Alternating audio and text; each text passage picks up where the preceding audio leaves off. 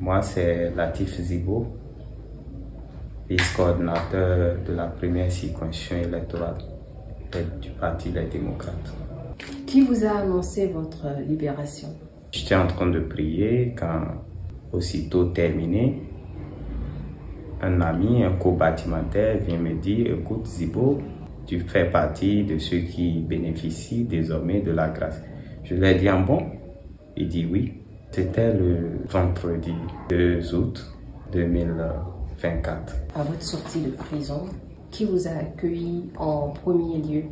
À ma sortie, il y avait un vice-président de notre parti, les amis, les parents qui m'ont accueilli devant la maison d'arrêt. Et en ce moment-là, vous étiez dans quel état d'esprit? Pour avoir passé 1213 jours de privation de liberté avec d'éminentes personnes, je veux nommer le professeur Frédéric Joël Aïvo, que j'appelle affectueusement son Excellence. Je veux aussi parler de Madame la ministre Rekia Madougou et tous les autres que j'ai laissés derrière moi, sachant que ils sont toujours en prison. Je suis profondément crispé et j'ai des pincements de cœur parce que je sors, mais eux ils restent. C'est pas facile. Vous avez parlé de Madame Rekia Madougou qui est détenue à la prison civile de Dacro-Miséricté, où vous étiez gardé à la maison d'arrêt de Cotonou, où est détenu aussi le professeur Joël Aïvo. Est-ce que vous avez eu des moments de contact? Qu'est-ce que vous vous disiez s'il y en a eu? Nous sommes restés dans le même bâtiment. Nous avons partagé nos douleurs, nos peines, nos expériences. J'ai beaucoup appris. D'accord. Et vous, derniers échanges avec lui, ça remonte à quand? Et qu'est-ce que vous vous êtes dit en cette circonstance? Avant de sortir, je suis allé le voir, mais j'étais en train de douleur dans mon âme en lui parlant. Parce que nous avons partagé 1213 jours de détention, ce qui équivaut à quelque chose de 3 ans, 3 mois environ. Mais je suis allé lui dire au revoir et l'encourager que je suis de cœur avec lui, mais je ne peux pas faire autrement. Mais en espérant que d'ici peu, lui et tous les autres qui sont encore là puissent retrouver leur liberté. Il m'a prodigué de sages conseils avant que je ne puisse quitter. Et une fois à la maison, comment la famille, comment les proches vous ont accueilli? Nos arrestations ont été des moments douloureux pour la plupart de nos familles. Beaucoup ont même peur de venir nous rendre visite, vu la situation. Donc, il y en a parmi nous qui ont fait des AVC, qui sont aujourd'hui tensionnés, qui ont perdu des parents, des proches. Personnellement, moi, j'ai perdu 2 oncles, ma grand-maman, en étant en prison. Vous imaginez, tous ceux-là ont toujours souhaité notre libération. Ils étaient débordés de joie, de réjouissance de me retrouver parmi eux. Votre petite famille, comment ça s'est passé, les retrouvailles? Votre femme, vous avez combien d'enfants? Et malheureusement, j'étais dans mon projet de mariage. Et quand je disais à ma fiancée que, écoute, elle n'était pas au pays. Moi non plus, je n'étais pas au pays, j'étais à Accra. Je lui disais de descendre pendant les vacances pour qu'on puisse faire le mariage. Quand elle est descendue, je lui ai dit de me permettre de finir les élections présidentielles parce qu'en ce moment, nous étions dans la fièvre électorale. Et elle m'a dit OK. Malheureusement, j'ai été arrêté. Et depuis lors, nous étions dans la logique demain, après-demain, 1 mois, après 1 mois, nous allons sortir. Elle est là à attendre. C'est certainement maintenant à ma sortie que je vais penser au mariage et puis le reste suivra. Et vous faisiez quoi dans la vie en dehors d'être responsable des démocrates?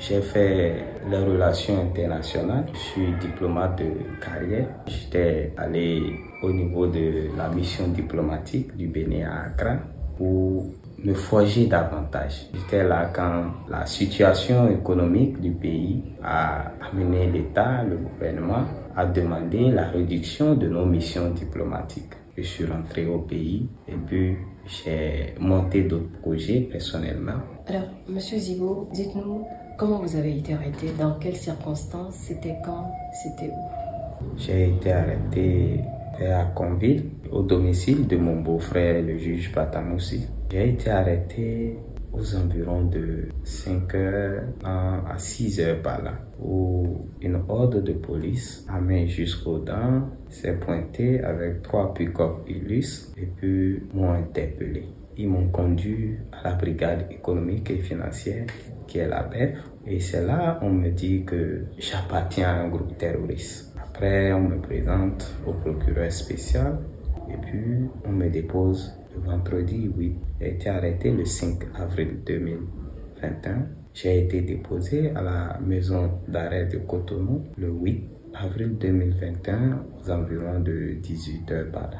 À la date de notre procès, on fait une réqualification des faits et on me dit que je ne suis plus terroriste, mais complicité d'atteinte à l'intégrité du territoire national. Est-ce que vous vous reconnaissez à travers cette accusation, ce chef d'accusation? Je l'ai dit devant mes conseillers, devant les juges, devant les journalistes qui étaient présents, devant le public. Je n'ai jamais été un homme de violence. Je ne me reconnais pas et je ne me reconnaîtrai jamais dedans. J'ai la liberté, c'est le plus important. Le reste, que nous nous pardonnons pour que la République puisse avancer. Et vous continuez vos activités politiques après avoir été libéré, après être sorti de prison? Et je viens juste d'être libéré. Et c'est vrai, la politique, quand vous entrez en politique, il est difficile de ressortir.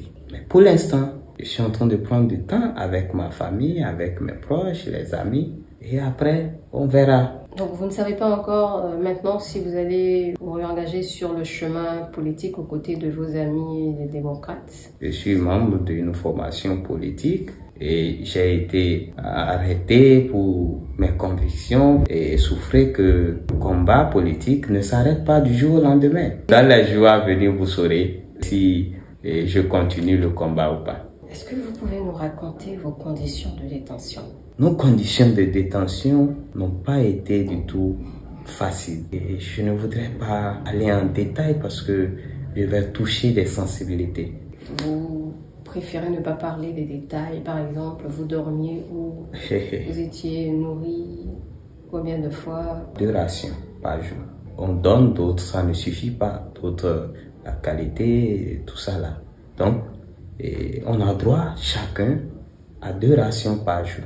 Après ça, là où nous couchons, bon, c'est la prison, hein, madame. On s'adapte. Est-ce qu'il y avait une surpopulation? Est-ce que vous bénéficiez de votre droit à la santé?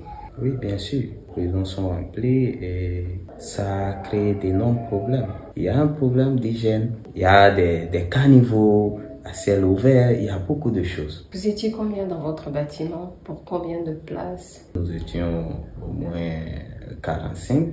Donc au fil du temps, ils ont libéré jusqu'à ce que ça restait une trentaine. Et puis après, ils nous ont partagé dans les autres bâtiments. Tout le monde n'avait pas de lit, d'autres dormaient sous des nattes. Et nous qui étions des premiers venus, on avait la chance d'avoir des lits, mais à peine il y avait 7 lits. Et est-ce que vous bénéficiez de votre droit à la santé? Oui, nous avons droit, mais c'est compliqué. Et tu es malade, on t'amène à l'infirmerie. Il faut noter qu'à l'infirmerie, il n'y a pas trop grand-chose. Si tu n'as pas l'argent pour pouvoir te soigner soi-même, tu peux aller à l'infirmerie, ils vont te regarder, mais c'est de l'argent. Là, vous êtes sorti. Quels sont vos projets? D'ici à là, je vais reprendre mes projets là où je les ai laissés. Bon, il y avait un projet événementiel, donc je vais voir comment relancer. Et puis d'autres projets que j'ai eu à monter en prison et que bientôt je vais mettre dans la vie active. C'était quoi? Bon, je préfère faire une surprise. Est-ce que pour finir, vous avez un message à adresser à quelqu'un?